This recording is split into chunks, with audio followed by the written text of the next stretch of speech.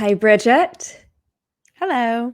I am so glad to see you. Good. And it's been a few moments. It's been about a year since we've talked, since I've been on your podcast, and I'm so glad to have you on mine now.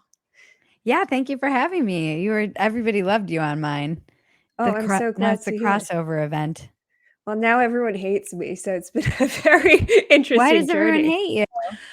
I think I went from like being, I'm trying to figure this one out a little bit. So I think I went from people sort of enjoying the fact that at the time I spoke out about things that maybe people wanted someone to speak out about and push back on. And now I'm sort of trying to be more, I guess, the voice of reason. And I found Mhm. that people really don't like that. Mhm. And because I guess what I've been noticing in the air lately, I think I'm changing a little bit myself in some ways because I've been reacting to things that I saw as being fundamentally um, oppressive and authoritarian and sort of suppressive in terms of speech, in terms of some of the movements that I was seeing, particularly, on the quote unquote left. And and so I felt at the time that it was very important to speak out about them. Mhm. And at the time, I was still really trying to find my own footing with that. And I think I've feel far more comfortable on the one hand to speak out about those things now than I did then. But on the other hand, what I've started noticing is this extremism that started rising from sort of the dissenting side, where there's such a colossal mistrust of everything, whether it's the media, the government, the politicians, the narratives, the institutions, that it's to such an extreme and sometimes to kind of an educated extreme, and I don't mean uneducated in the sense of, like, going to school, but just using facts, that where people's feelings have become more important than anything that's evidence-based, and it's more important to be sort of counter to something, Mhm. um, than it is important to kinda look at something objectively. Mhm. And so I've started feeling like almost defensive at times. Um, and so that started getting me, I think, a lot of hate. Hate from whom? Is it Um, we're so you were pushing back against the kind of overreach on the left, correct? And then that's what we were originally, talking about. And yeah, then originally the overreach on the left, and I think now the we're overreach on the right, or the overreach in the sort of the anti-woke kind of movement side of And things. what are you seeing in that movement that's, you feel is kind of overreach or would describe as overreach? To me, what I'm seeing is they're using very similar tactics to what I Mhm. was seeing in the left. Like, what I was seeing is people being sort of deemed Nazis, called bigots, Nazis, racists, as a way to shut down discourse or just to label somebody for just saying something, for asking a question, for, often like unwarranted labels, right? Mhm. And now I'm seeing the same sort of aggressiveness, but, it's applied to people. Also, it is a way to shut down discourse or to label, but it's a libtard. It's, oh, you're a media whore, or, things like Mm. that. And much worse. I mean, some of my DMs have been, and I'm a pretty balanced person. I don't Mhm. have such extreme views, and some of my DMs have been just like truly abhorrent. And I try Mhm. not to take that personally because I see that as sort of people's emotionality. They see me as a representation of something that they Mhm. really don't like, that they feel sort of oppressed by. Mhm. And it's extreme, and Yeah. I sort of see the extremes of both on both ends very clearly, and I don't like it. So Yeah. I've kind of push back on both, because I think you have to sort of push back on extremes wherever they happen to be. I And people mean, don't I've like been that. dealing with this for years, but I just don't care anymore, you know? I How did think you get to that point of not caring anymore? because Because I I can need to only get there. be myself, you know? So I understand what people are saying. I understand what people on the left are saying. I understand it. What's funny to me is that oftentimes the people who are making the argument, whether they're coming from the right or the left, don't realize how much they sound exactly like the people making a similar argument on the other side and justifying their extremism, their rhetoric, their behavior, or even their thinking. And I don't begrudge them for it. I'm like, okay, you're allowed to, they'll be like, oh, well, we don't, what is the argument? The biggest argument I get from the right, and I think it's fair, is that the left has control of all the institutions. So they have far more institutional power than the right does. The Yeah. media, the education system, everything. We know this, and Hollywood, it's not even close. And so when you will try and both sides or whatever they call it something and say, well, um, the left might be doing this, but here's an example of how the right is doing it. They'll say this isn't even balanced and it's not fair because they're fighting against the left that has all the institutional power. There's a whole faction on the right that believes that you should essentially fight fire with fire. The only way that you're going to be able to defeat the left, who takes no quarter and does not hesitate to destroy their enemies when they have a chance and try and take power in any situation that they possibly can, is to behave in the same way. So they'll applaud things like what DeSantis is doing, even if it might be in some respects anti-liberal in terms of trying to ban ideas like, how are you going to ban, wokeism, this concept, or how are you going to ban any of these concepts when it's very challenging to get rid of an idea. But then you also see how some of these policies are being applied to our institutions, and it is not liberal. These aren't liberal policies that are being applied. So definitely eroding at the idea of a meritocracy, and definitely eroding at some of the ability for in particular in California, you see a lot of this stuff with women being, men being allowed into female prison. So there are instances where this stuff is being applied and it's not good. But then the left will say, well, look at how the right is taking, women's reproductive rights away. They're trying to rewrite history and saying that you can only teach one version of history and certain. So I think it's really hard to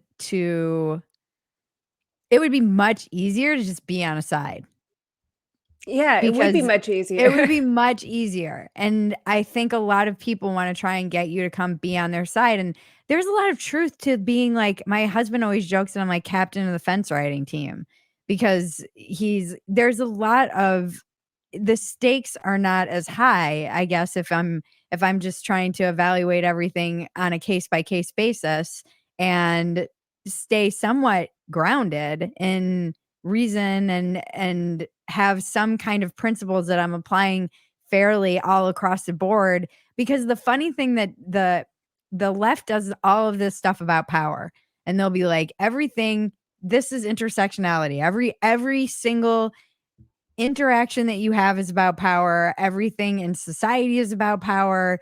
All of our relationships are basically power based. And I push back against that and don't like it. And it's one of the things I think you and I have both pushed back on the left.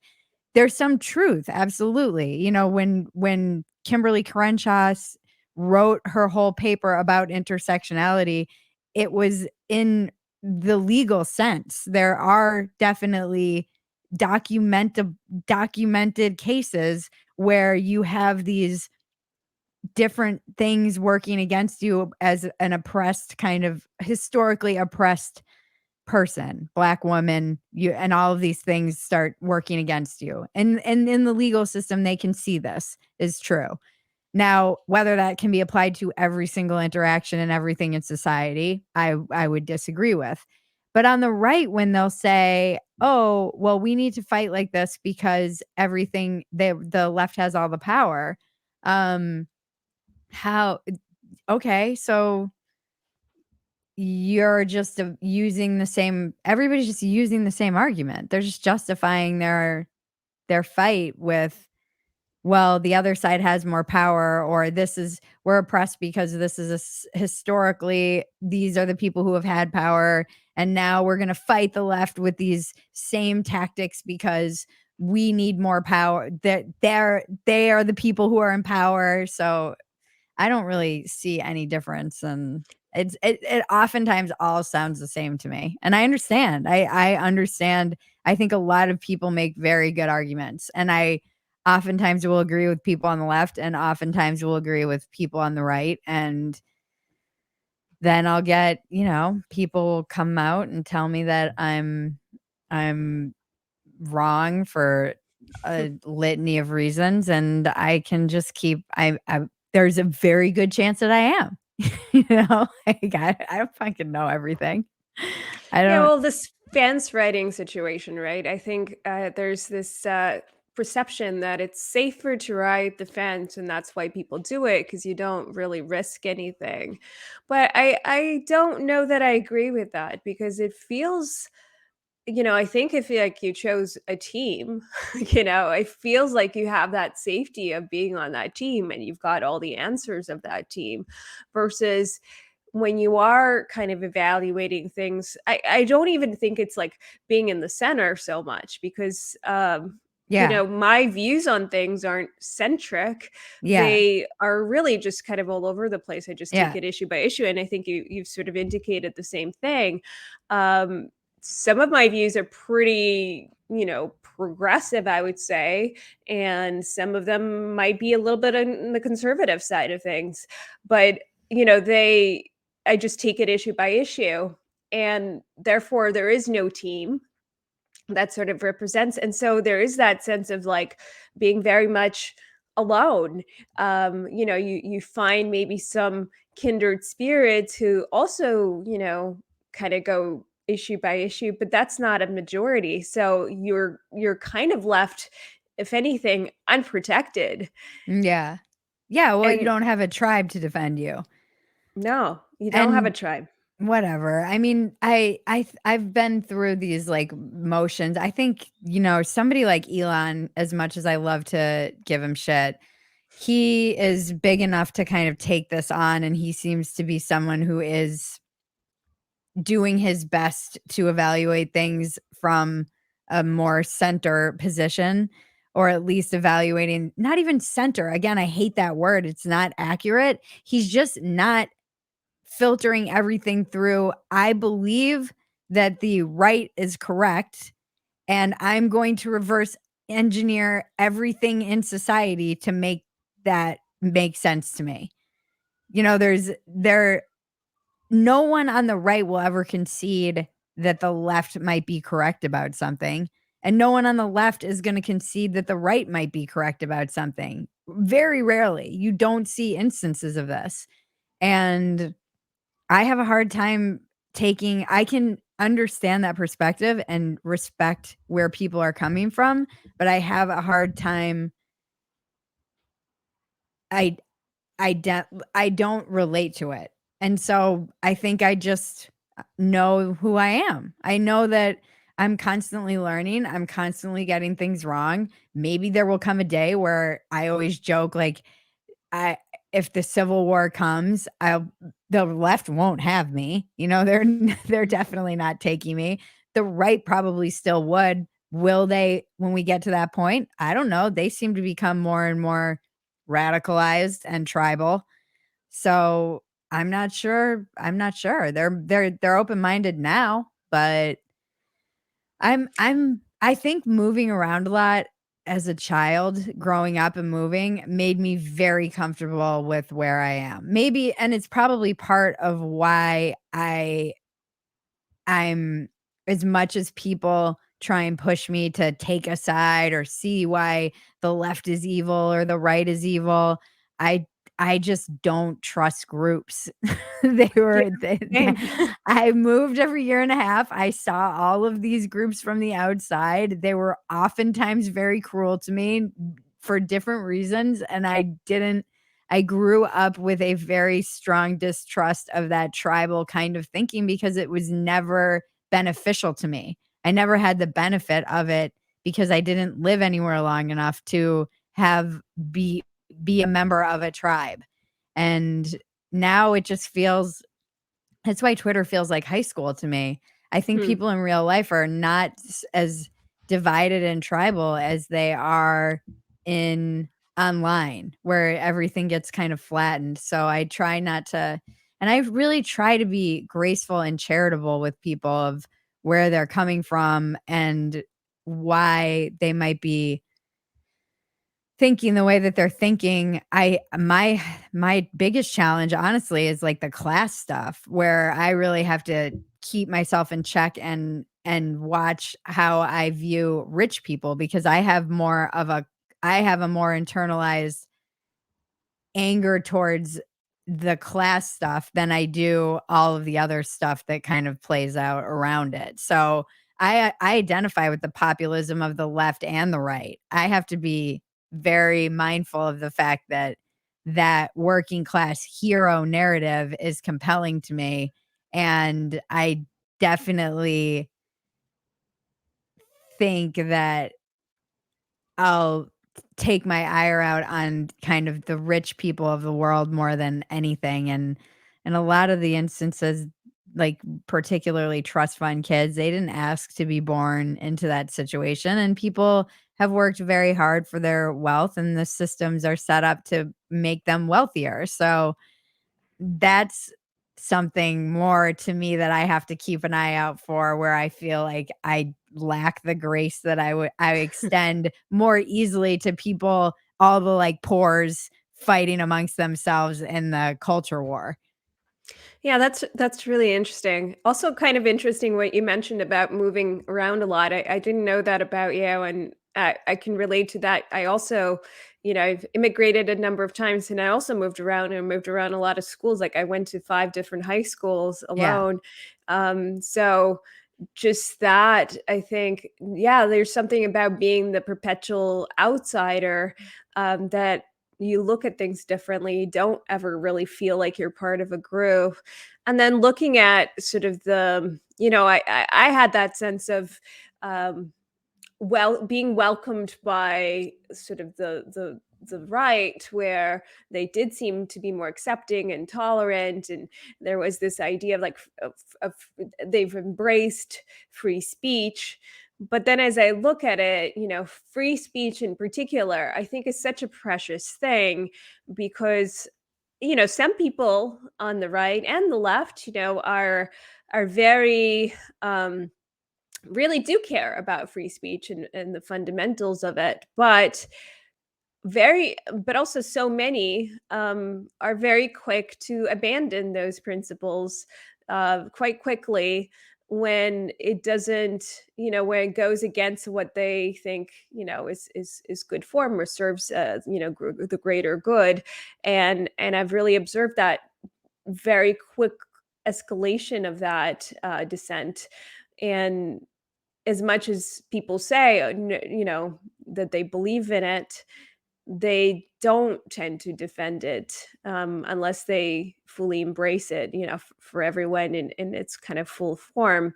So I think that's something that's so important to be sort of mindful of, and we've seen, I think a lot of violations, and of course now looking at, I'm not sure you've heard of all these, stories of words being changed in, Mhm. so it started with dolls books, and now it's now in James Bond. Wanted to get your thoughts on that.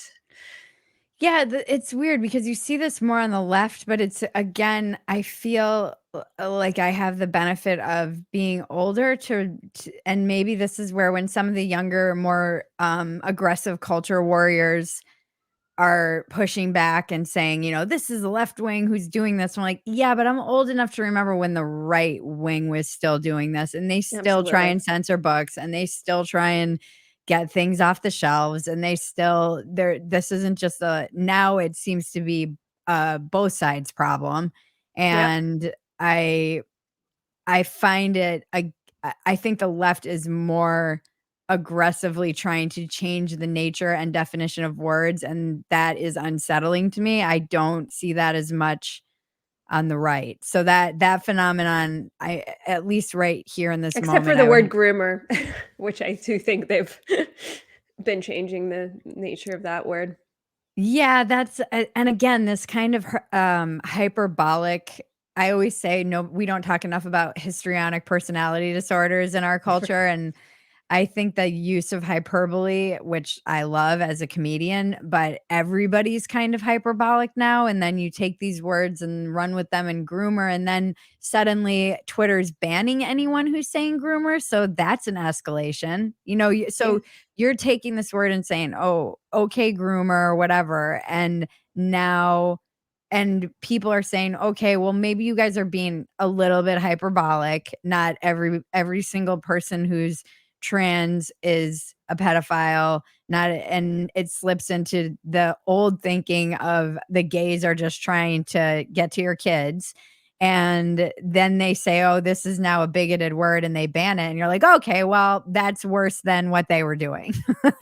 Well, the thing is, I did notice because I kind of watched the trajectory of that word when it first started being used in that way, and I my alarm bells sort of went off from the very beginning, and I saw it develop into something that I was worried about because, and I made a post on Twitter. I can't remember what the post was exactly, but I sort of challenged the use of the word and people were upset, of course. I knew that it would probably inflame a lot of my followers, but the reason it inflamed people was really varied. So some people took it as to mean that I was saying, don't use it to call out instances of legitimate sexual abuse, which is the real meaning of the word, right? And they were describing situations that they've personally experienced or knew people who experienced of,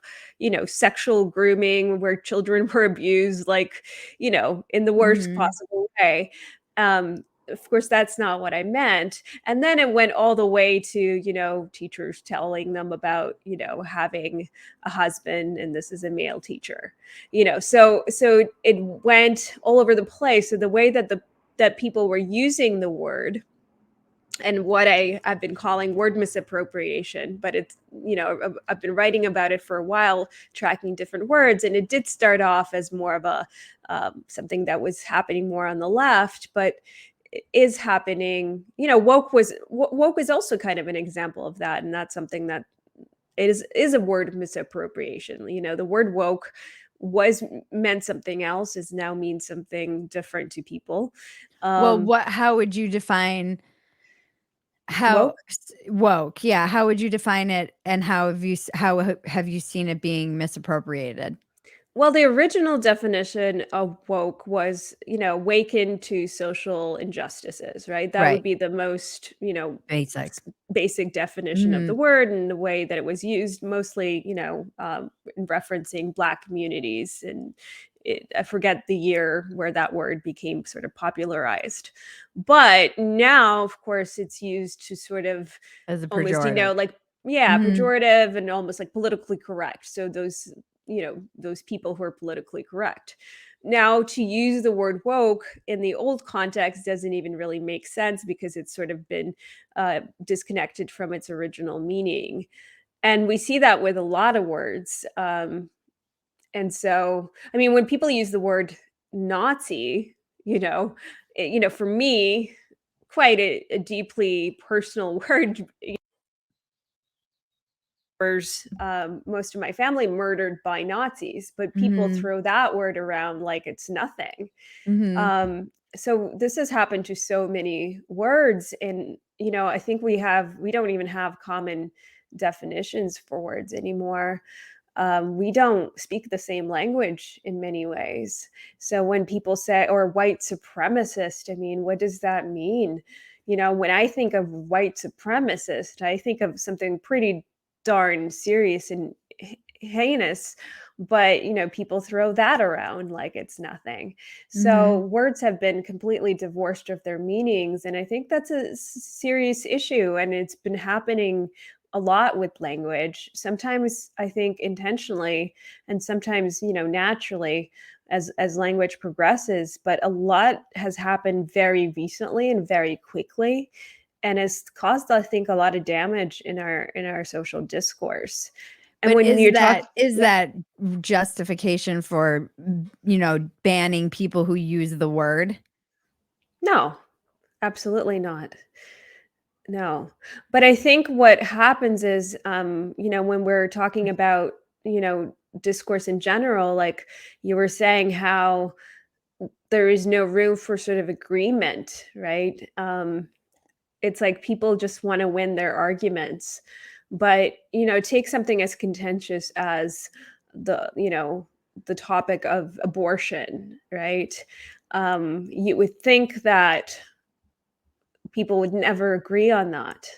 But that's because they start from this point of view of like, we must win at all costs. This group, we assume that this group thinks this, and we assume that this group thinks this. But in reality, if people had much more sort of good faith conversations, ma- if you take out the extremists, there's going to be extremists, and you can't really sway. I think it's almost impossible to sway people who hold these extreme positions, but most people are not extremists.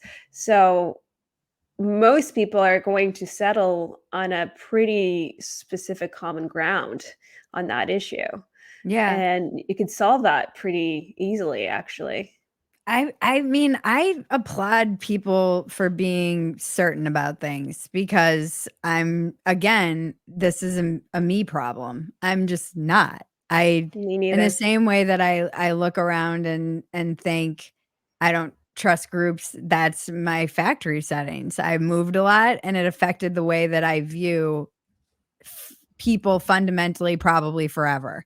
And I have this perpetual insecurity and feeling of being a new girl that I probably project into all of my work and into the space that we're in.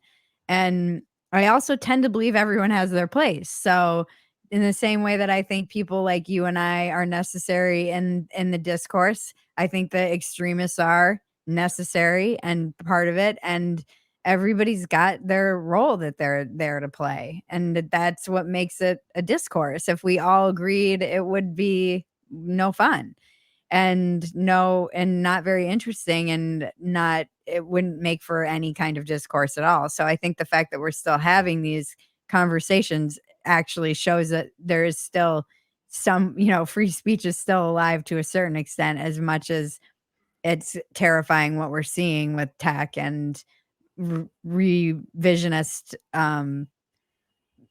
history with books and words changing definitions. So those things are obviously chilling and terrifying. And I also think that my perception of myself, I don't have that much confidence in myself. I'm confident about certain things, but I'm not confident enough in my own opinions. And my husband and I have talked about this. We're similar in this respect. And I don't know if it's a function of being an addict and knowing how easy it is to lie to myself and justify bad behavior, justify bad decisions, just tell myself lies that I need to reverse engineer the belief to back them up. Um, and having fallen so far down the scale and on my face and had to make many amends and be very humbled by choices that I made and life circumstances I put myself in and people I hurt and the long road that it takes to even get sober when you've been an addict for that long. I just don't trust myself. There are certain things that I trust, but when it comes to my own opinion about like the culture and who's right and I I I don't know, I just don't trust that I have all the answers. Why would I think that? And I look around and there are people much younger than me and older than me, and they are so certain that they're right, that their opinion is correct, that they know what's best for America, that they are never wrong, that they are the person who is the morally consistent arbiter of everything. And I wish I had that kind of certainty, like that. It would be really comfortable to be able to rest in that kind of just an absolute ability to be like, they're all commies and they're coming for you and just Yeah. fucking chill in that. Okay. Well, let me ask you this, do you feel certain in your principles? Yes, but one of my principles is extending grace and injustice drives me crazy. I will fight it. I'll fight it in my own life. The people who know me know that I will fight over something out of principle just because I think it's outrageous and that shit will keep me up at night particularly when you're dealing with like the state and any of their mafioso tactics when it comes to shaking down the citizens of this country for money. Again, it's usually a class thing. My rage that boils up within me and the fight that comes is almost always like, how are they getting away with this? The lockdowns triggered something in me, and I have to be aware that I'm going to look because that was such a big deal to me.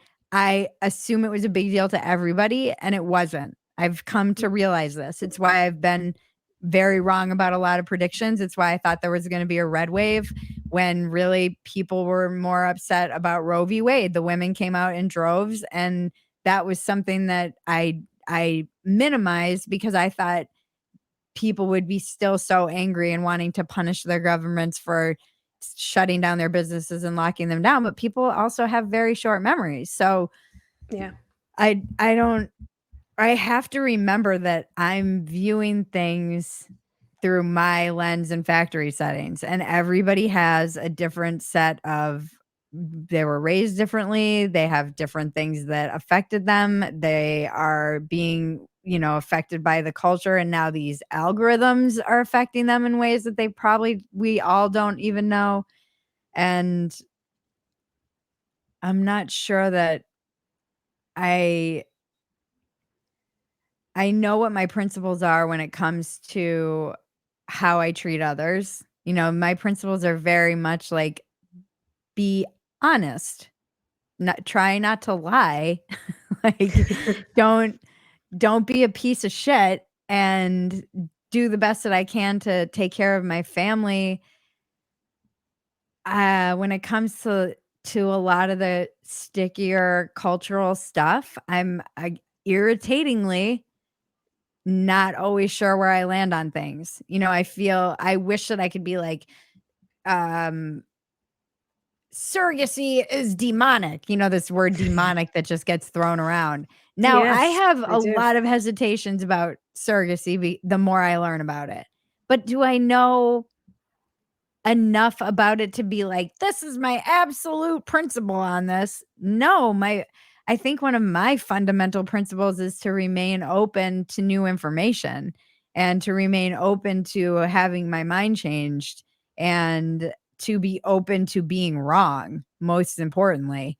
And I don't, somebody asked me like what values I want to, and what do I want for my daughter? Like what goals or what do I have any expectations of her? I'm like, I really just want to raise her to be a decent human being and to be able to navigate the world with confidence and security and to be able to have some critical thinking skills so that she can make up her own mind about things and know that it's she's using her own mind to be able to evaluate the world with whatever heart and intellect she can muster in the face of whatever circumstances, because I don't have any expectations for what she should, like, do with her life. I just want her to do what she feels. That's why I think, like, I have a lot of compassion for all these young people, activists. I do tend to think that people think they're doing the right thing. Now Yeah. this, the road to hell is paved with good intentions. I don't think that's great all the time, but I try to give the individual the benefit of the doubt and that they're not usually evil.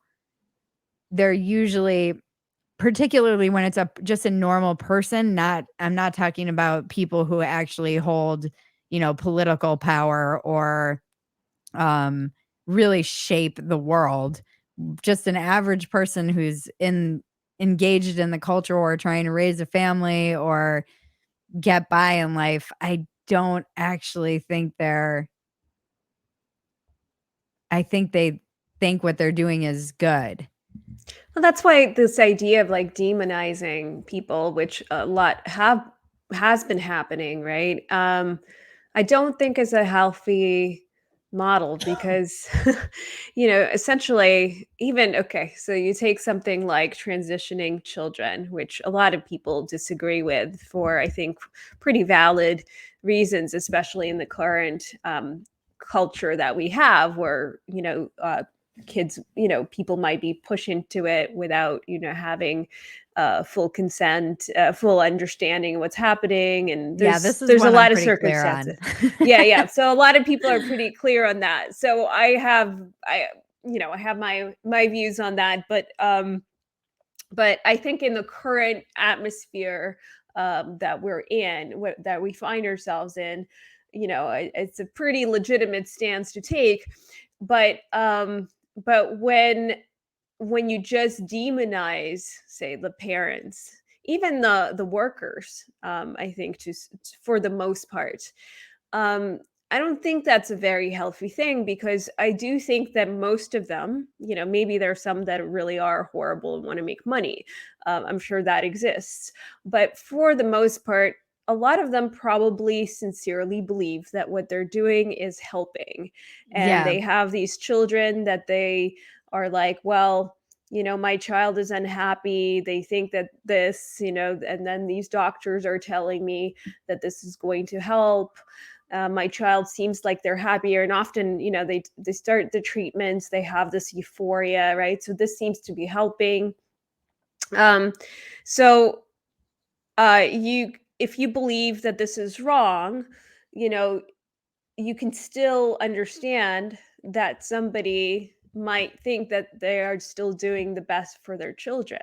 Of course, and So often they're held hostage by bad therapists who tell them that their kids are gonna kill themselves, so yeah, there's so they're worried for their children's of course. lives. Yeah. Yeah, no, but again, and this is where I think having the fundamental distrust of myself of, I might think I know that I can justify things to be like, "Oh, I'm doing this because this is the Yeah. right thing to do." I think we have to be careful of that to a certain extent, because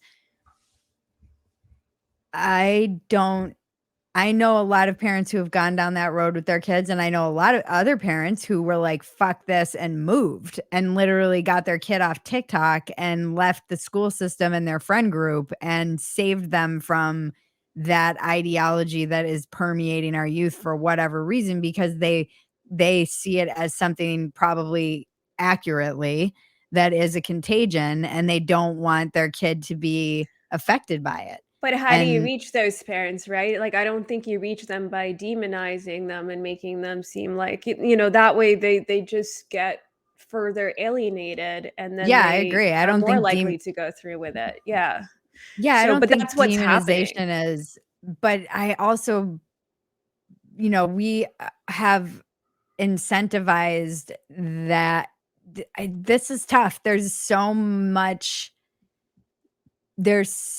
incentive to go down that path from an ego point of view for the parents, because if you're in the kind of high status liberal Mhm. world, this is seen as something that you would get accolades for, and you're so brave, and oh Yeah, people gosh, you sit on Facebook, and I've seen them sort of get those accolades, so that's true. That so I is think you there's truth to again have that. to be careful with how much of something that you're convincing yourself is for your child's own good is actually for your own ego, or how much you're convincing yourself that's something you're doing for not even your child. Say your belief that you have is based in some kind of ego stroking that you're getting too, which is something we always have to be. I mean, this is like audience capture to its core.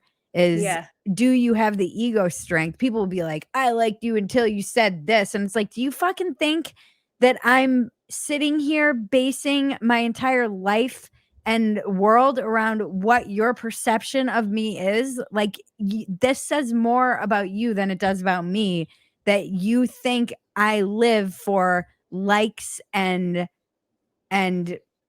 accolades, and whether you agree with me or whether you liked me. I don't It's nice that I have an audience. I feel like my audience is very well trained to disagree with me constantly, and they'll constantly be like, "Oh, I didn't like that take," or "I disagreed with you here." And I mean, they're pretty resilient. I think it says more about my audience than it says about me, that they can handle when I'm saying something they don't agree with, and they're not like, "Well, fuck this idiot," because yeah, they seem to be pretty open-minded, or even if they have their own principles, or maybe they're older, they have a different perspective, or I'll come around and end up being like, "Well, you were right," or "I was very wrong." I've written many essays about things I've gotten wrong a lot. I'm constantly getting things wrong. And the it's easy to it would have been there were multiple moments I remember being in this space of saying to myself, there's an easy way for me to make money and say a lot of things that people will clap for me for and agree with me, and there's a harder path that is more uncomfortable for me and not as financially secure, but it's the truth. And my principle is I have to just be grounded in what not my truth, because I don't know what the truth is. I right. just know I can't be dishonest with myself or be dishonest with the world and be feeling I can't have that separation, because that's the kind of double life that leads me to drink. So I just don't have that luxury of pretending that I'm like some woke liberal so I can get on a late night show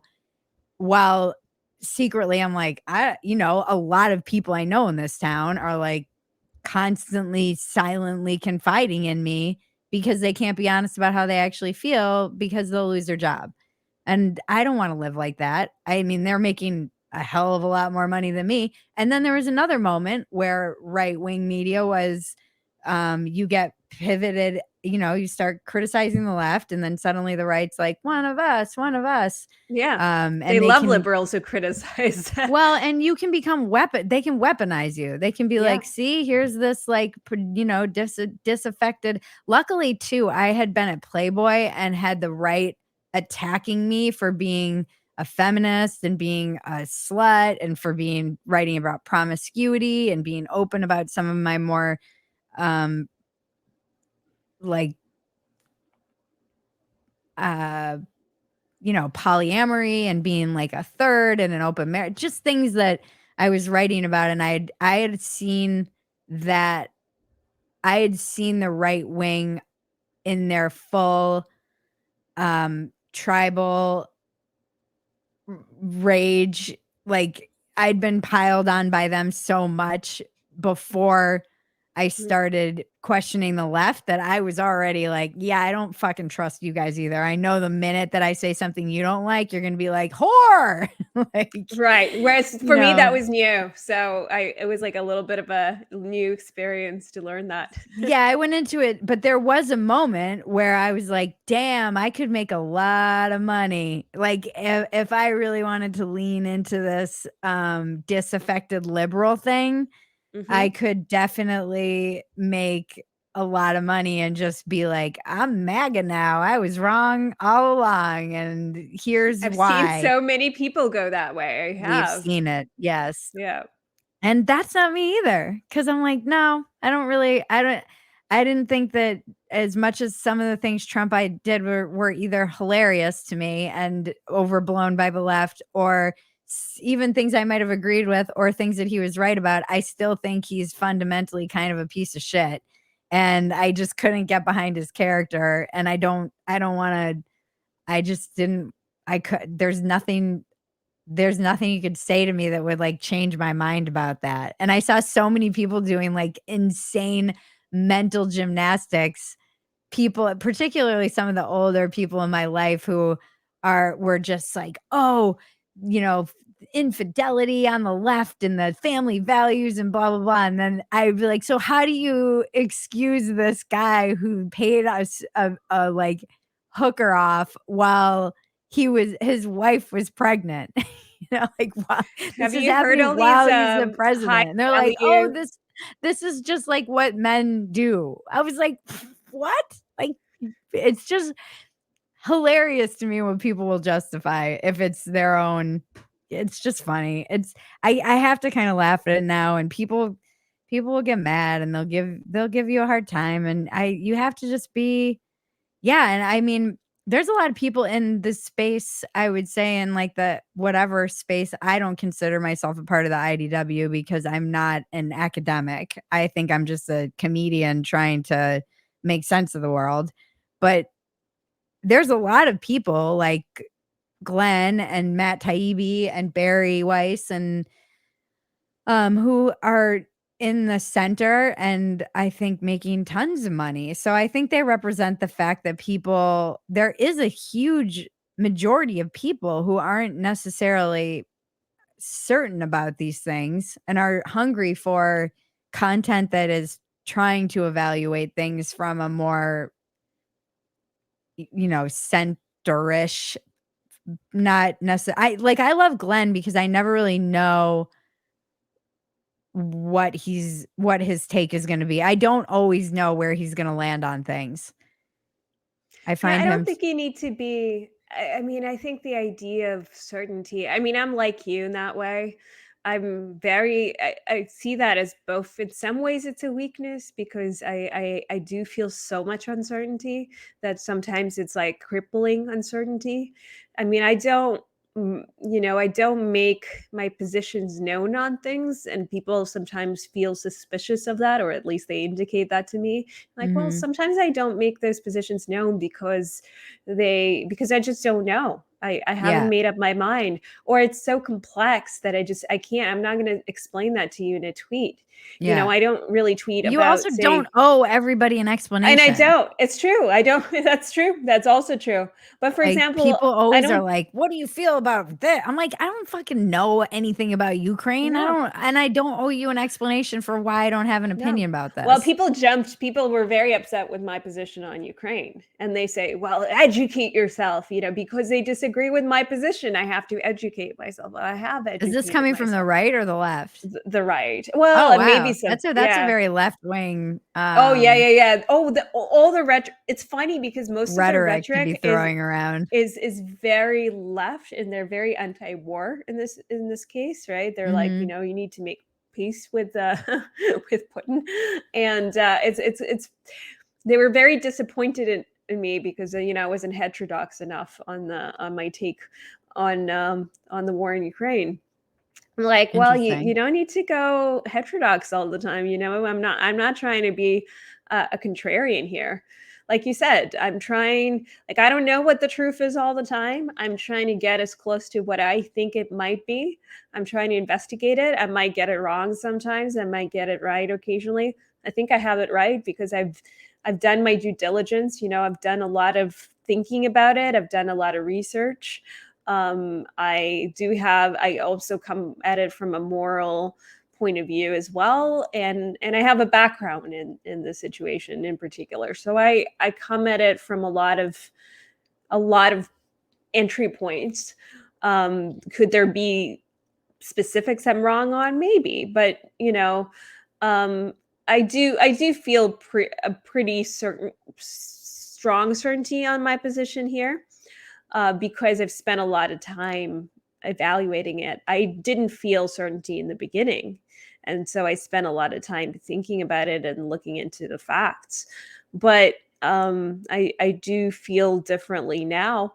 But I also look at how people have the conversation. And this is something that even when, we had the conversation on your podcast, when people were sort of attacking me when, the cancellation attempts, what changed it for me was how were people who were disagreeing with me, how were they responding?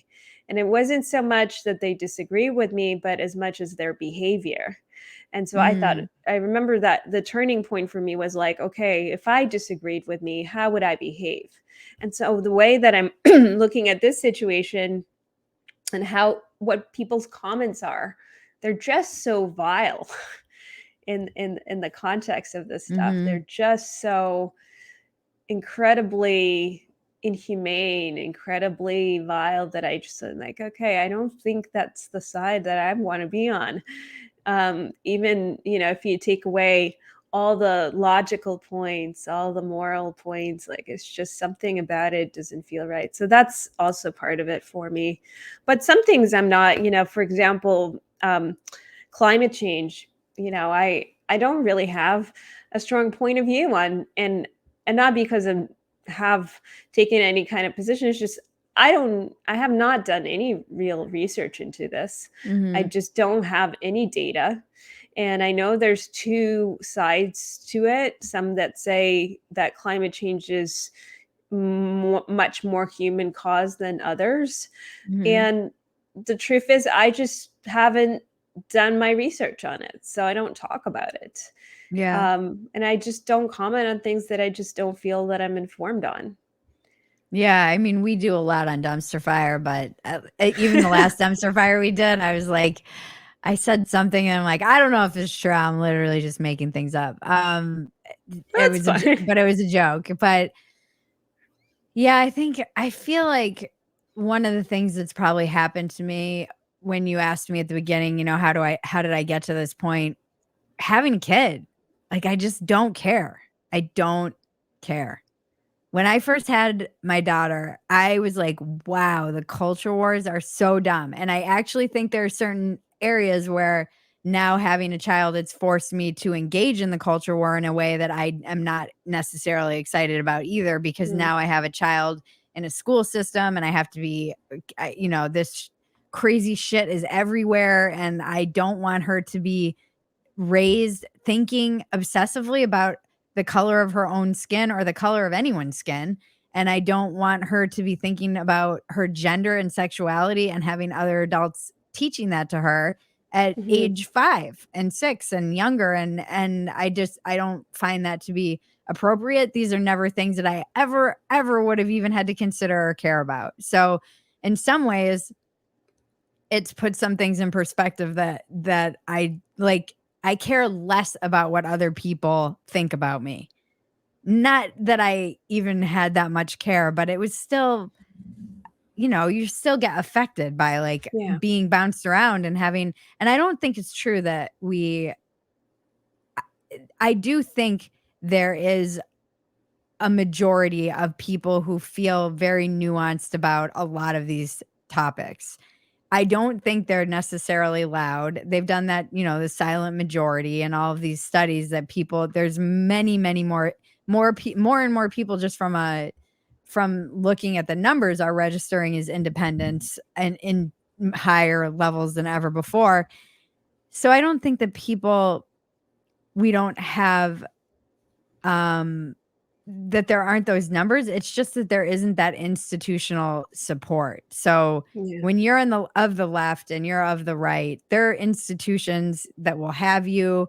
I could, if I had wanted to like pivot fully into that dimension, I could go try and get a job if I would gone left with the Obama bros, who have their media company, or maybe go pivot into like Daily Wire or somewhere that um is more grounded in right-wing principles. And um now I see something that's cause for optimism are the institutions that are being created that seem to support more heterodox thinkers and writers, and that hopefully, they'll consolidate and have real power, be able to protect their writers and their thinkers and speakers, and be able to move the culture in ways that these other institutions are able to do. But this is kind of just a new thing that we're seeing. You see it with like Barry's free press is, I think, reason for optimism. Glenn's show that he's doing on Rumble, Matt Taibbi's success and his working on like the Twitter files and all of those revelations. I think Elon, as much as people want to criticize it, taking over Twitter has freed up the discourse a little bit. I can feel it, even if people aren't getting the same whatever like engagement or Right. attention. It still feels like people are a little bit more, they're more able to like duke it out in the Thunderdome, where before you would be afraid you'd like trigger something, particularly around gender stuff, and then you just have your account banned forever. So I think there are a lot of reasons to be optimistic and not to feel like you're alone. I think you actually, it's the tough thing about, it's like what I have in my bio, my tribe is tribeless. That is the tough thing about being an independent, but it doesn't make us necessarily, I don't want to be like fall into that trap of feeling like I'm a victim either, where I could choose easily to align and get on board, but I'm also just like a stubborn lone wolf in some respects. I like being able to do my own thing. I think that it's not easy for people to be in my position either. There's a lot of people who are like, I could never do that. I need job security. I need to feel like Mhm. I have a income revenue that's consistent and safe, and I've never had that, so I'm quite comfortable in this kind of uncertainty.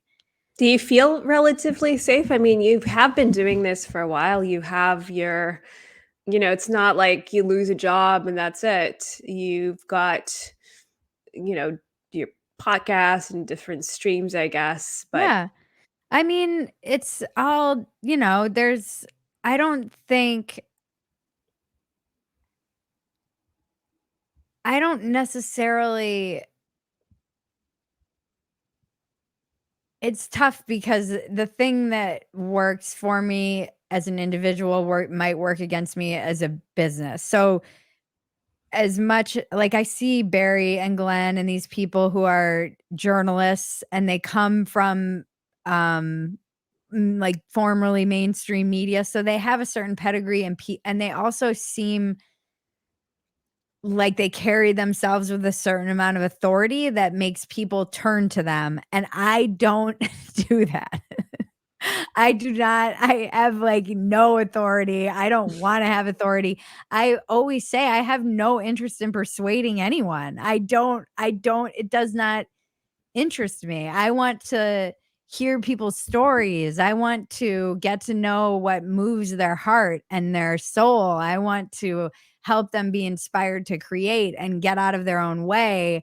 I don't want to persuade them to like come onto my team. I don't expect that. I I think the things that plague us, like mental health and addiction and comedy, these things transcend like all this stupid nonsense that we fight about. And it's not all stupid, some of it's really important, but it I'm more interested in the things that are umbrella topics that I feel affect individuals on all sides of the, not on every aspect of it, whether you're libertarian. I'm just more interested in those things.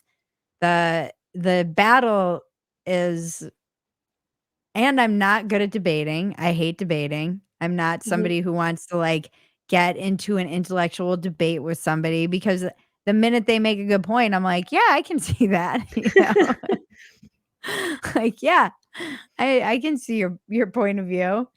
So I'm not necessarily suited for the culture wars. I don't know that I'm the kind of person who's gonna make um millions of dollars, and this is what I've really come to terms with over the past few years, as like a pundit or a commentator, because I'm not here trying to offer anybody some kind of analysis.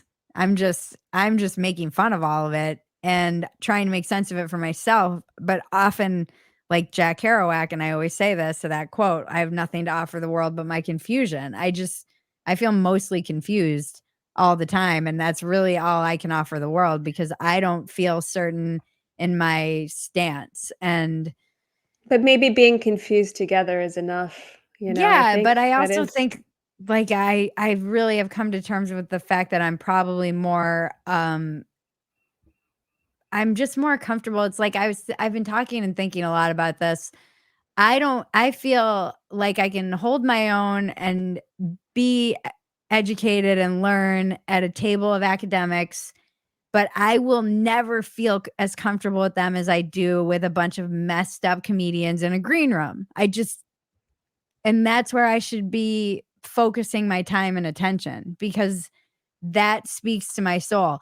I remember the first laugh that hits you every time I get on stage. It's always like I feel humbled and so overwhelmed, and I've taken a break from comedy, and I've just and been doing kind of this, like, not punditry.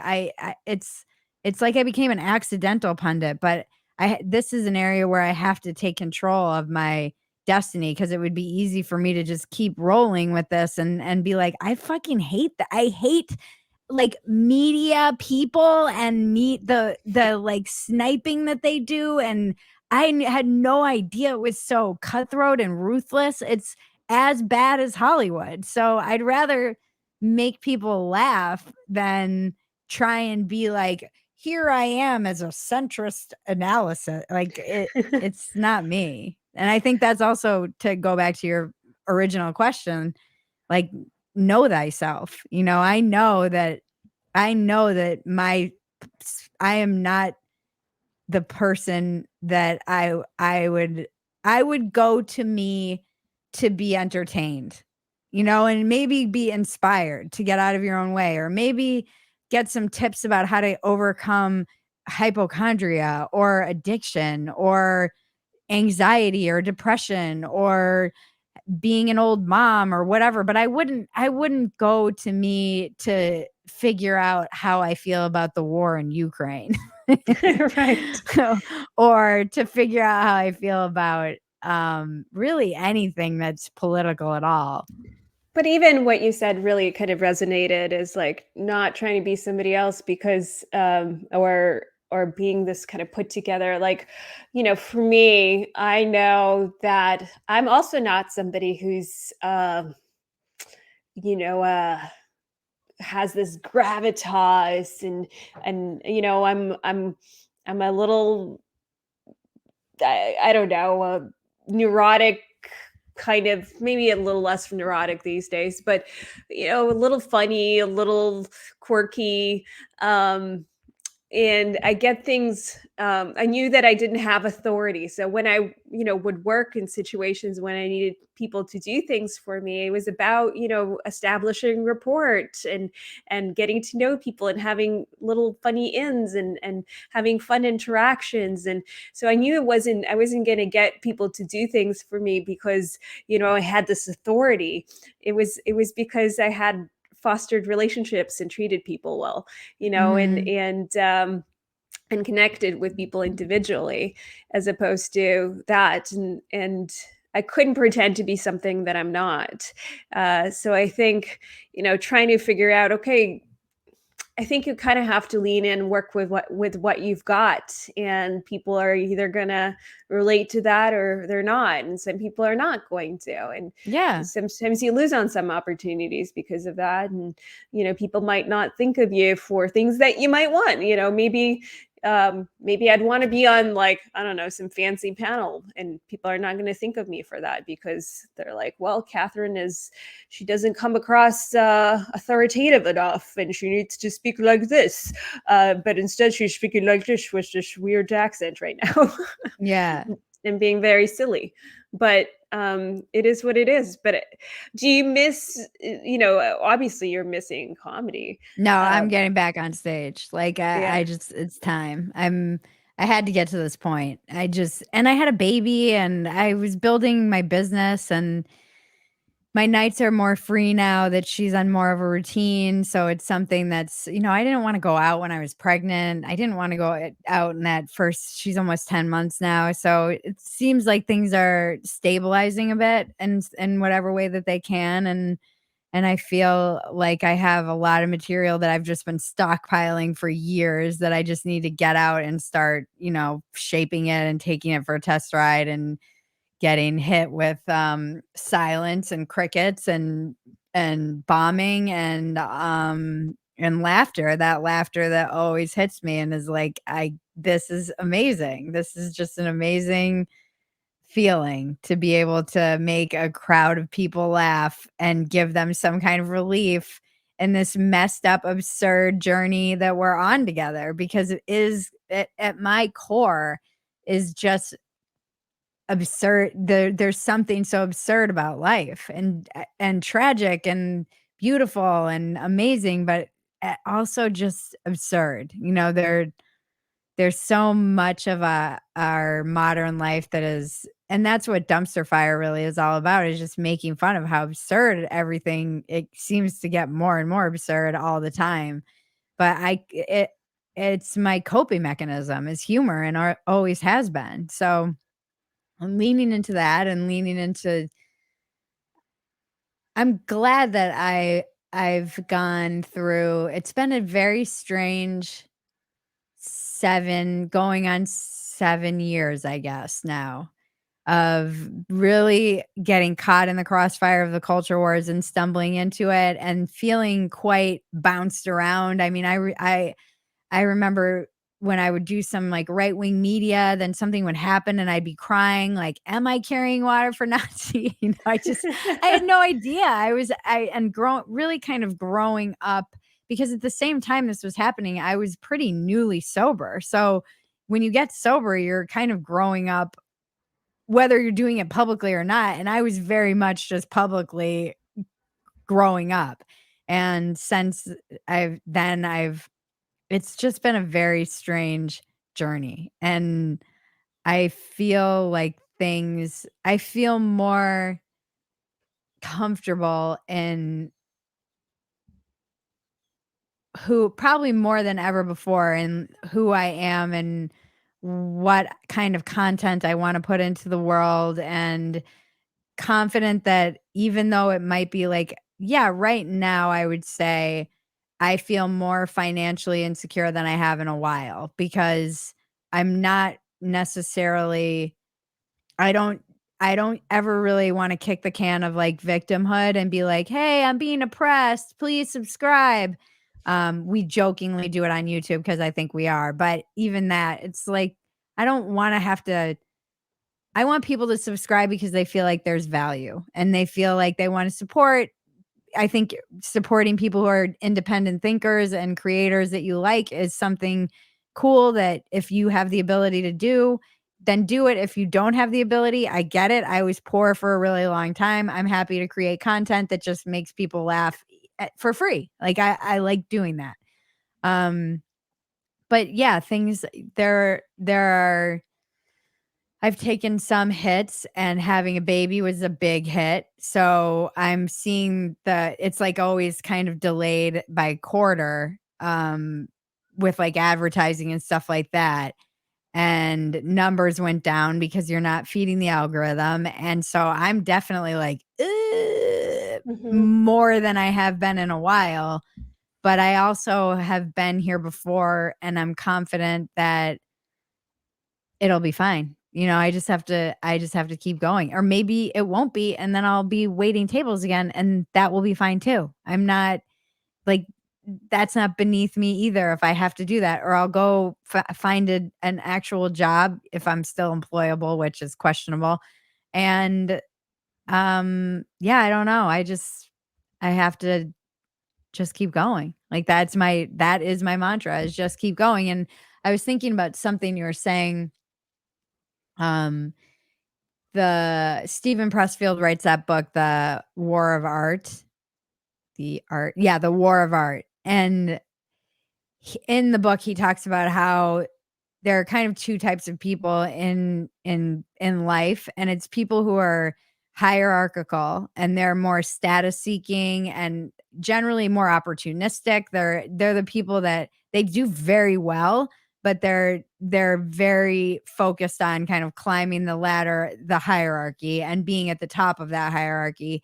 And then from his perspective, an artist who's kind of true to themselves has to be more territorial and know what your territory is, and know that I'm like, it's not even my lane. It's just I know I know now more from all of these years what my territory is, and that I'm not hierarchical. If I was hierarchical, I would have made one of those many decisions and tried to pivot into an institution or be trying to get a job. And that's just not for me. I know that I have my little territory of kind of island of misfit toys online, and I'm very happy.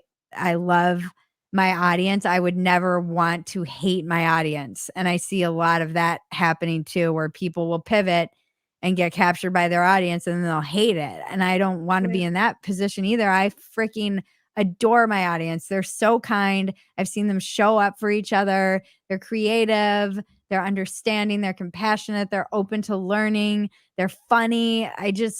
And if we've reached some ceiling where that's the only amount of people who are like that out there, then okay. That's I think You really all do have a great audience, because they're I so read their good. comments, and then even the ones that followed me from your podcast, they have a particular way of looking at the world. And I think when you're uh I mean, the trades off is like, yeah, you can sort of reach the heights, but you do end up selling or trading some of your authenticity and some of your it's like there's a bit of a price to pay, and the more you climb, there's more of a price, and there's more of a price, and I haven't seen many people who haven't paid the price in the process. Yeah. And sad that that's the case, but I've yet to see almost anyone who hasn't paid that price. And I love my audience too because they challenge me. They know that I'm not going to like turn on them if they challenge Yeah, me. I appreciate that. I like a lot of the time, like you said, you won't put something out because you're not really sure. Sometimes I'll put something out because I'm not sure and I want to see what the pushback is.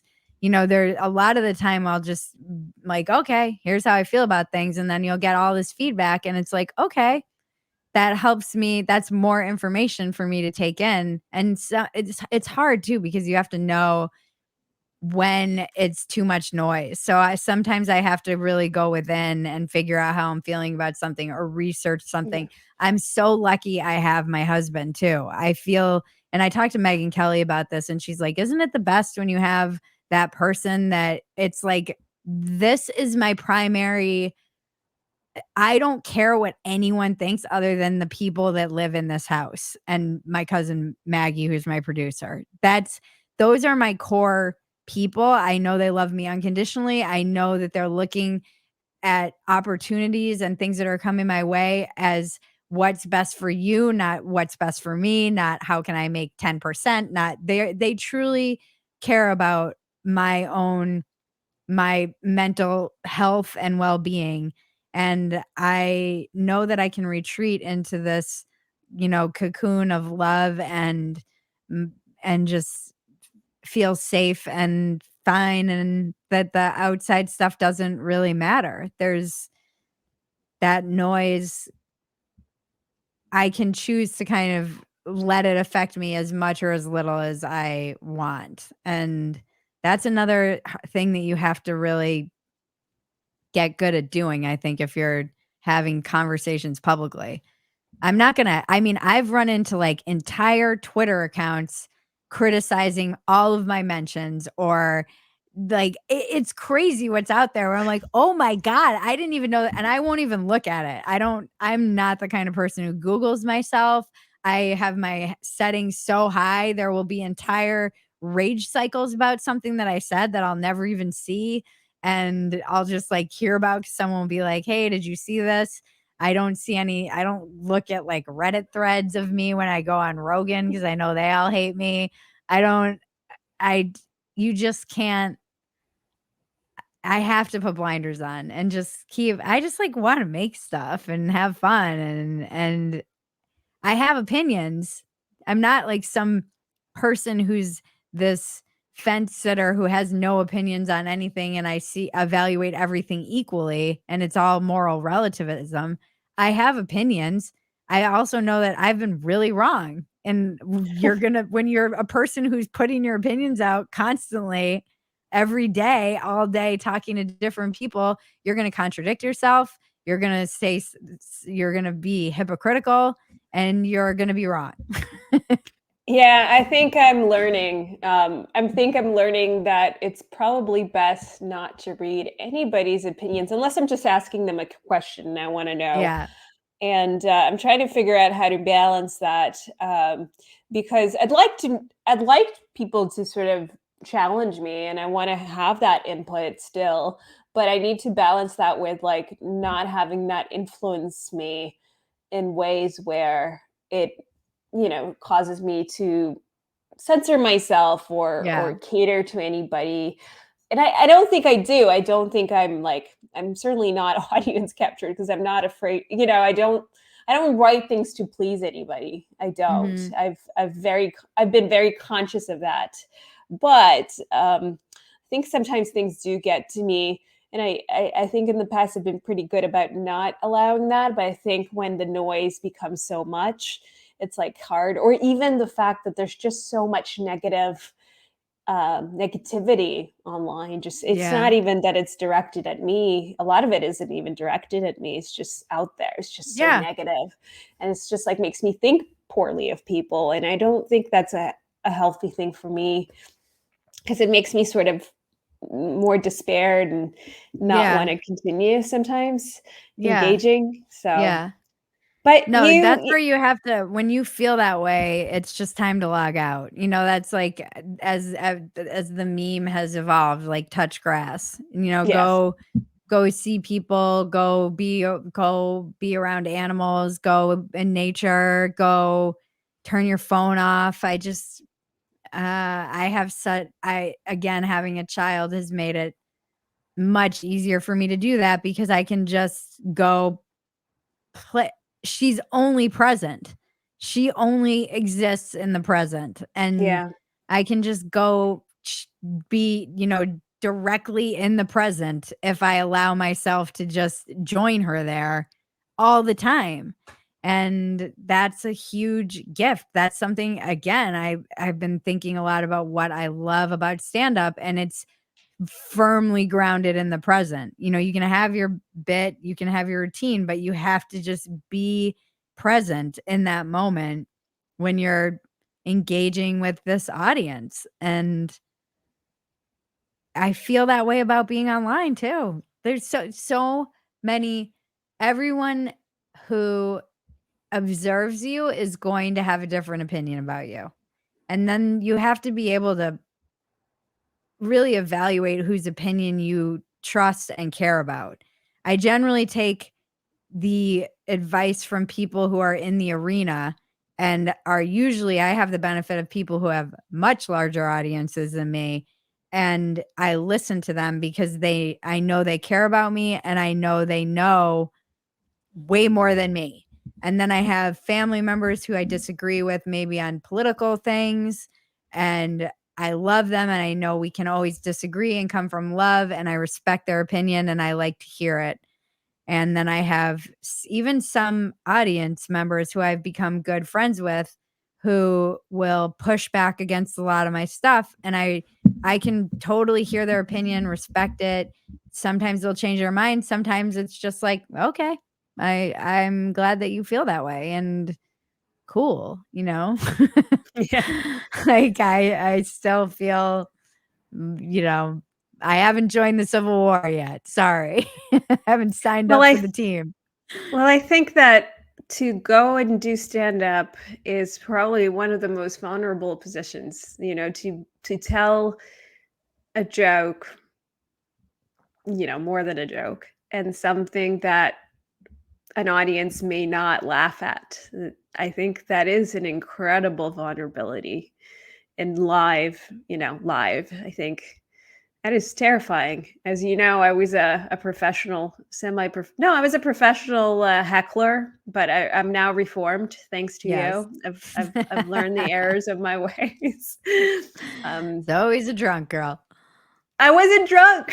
That's the Even worst. worse. Even worse. Well, I didn't know. I thought I was helping them. I Yeah, didn't know. I didn't know the etiquette. I was genuinely thought I was helping, and they picked on me. In my defense, that's it true. wasn't like I started it. Like every Yeah. time I'd sit down, they'd just like hone in on me.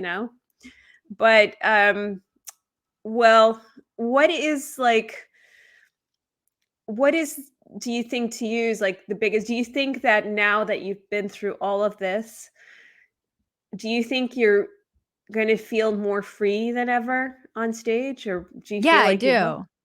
I Mhm. mean, I think before I was much more terrified of the audience because I have bad stage fright, like debilitating, crippling stage fright, and I get such nerves before I go on stage, but I that's why I think I had to get to this point where my desire to get back on stage will override that crippling fear.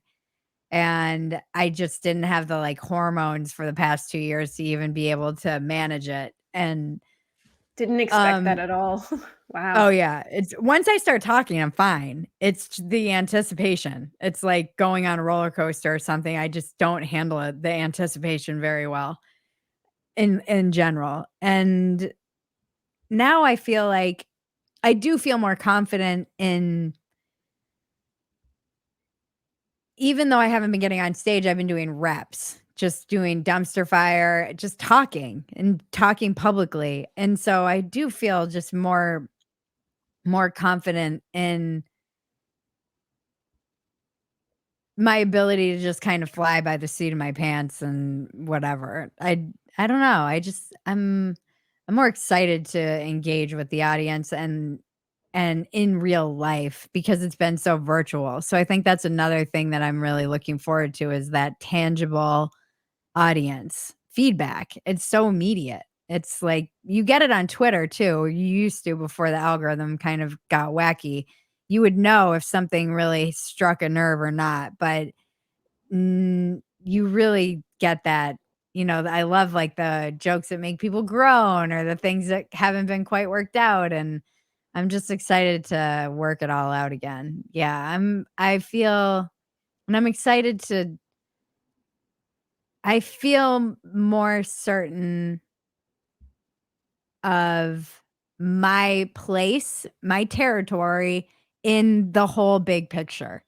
Whereas before I felt like I was getting bounced around and so confused and now I know I feel like I have a kind of framework to evaluate things and laugh at things and know that I'm not the like person you should be coming to for serious analysis of news. I'm just talking shit, trying to figure it out like the rest of you. So that takes a lot of the pressure off. I felt like when I was getting bounced around and writing opinion pieces and stuff, I had to like know things. And now I don't feel that way. I can Hey, just be like, listen. here's my opinion. I'm probably wrong. Hey, listen, there's a lot of people trying to figure things out. They just sound like they figured it out. And Yeah. I think that's a Good far for more them. dangerous thing. I don't think it's good for them, and I don't think it's good for the audience. That pisses me off, quite frankly, because I think there's a lot of people who say a lot of nonsense, but they say it with such confidence that Yeah, but it that's gets like shamelessness thrives in this economy. You know, is it thrives, but it does so much damage, in my opinion, because people hear that and they're like, "Of course." And often if they speak fast enough, you can't catch up, you can't debate it, you can't call it out.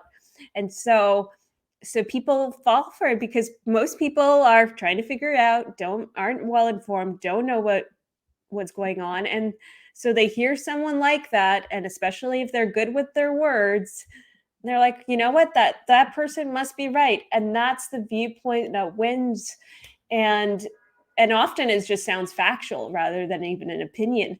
And I think that's a very dangerous thing. And I would much rather hear from someone who has a bit of doubt, hasn't quite figured it out. It's just so much more honest. And I think it that's lets the you though. audience in on it. That's you. Most That's people us. wanna hear somebody that confirms their prior held beliefs. Yeah. Well, it is me, but Most people just wanna be reassured that how they feel is correct right. You know, how do that I convince other people to be just like me? you just have it's your place, you God. know, that they don't that's what they need, and that's I don't know, I just everybody's not to sound like a fucking hippie, but I do have to go. But everybody's just on their journey, man. All right. Well, we'll bring them along. Well, thank you so much, Bridget. It's been a Thank you pleasure for speaking having with you. me. Thank you so Yeah, this much. was so fun. Round two. Round All right. 2.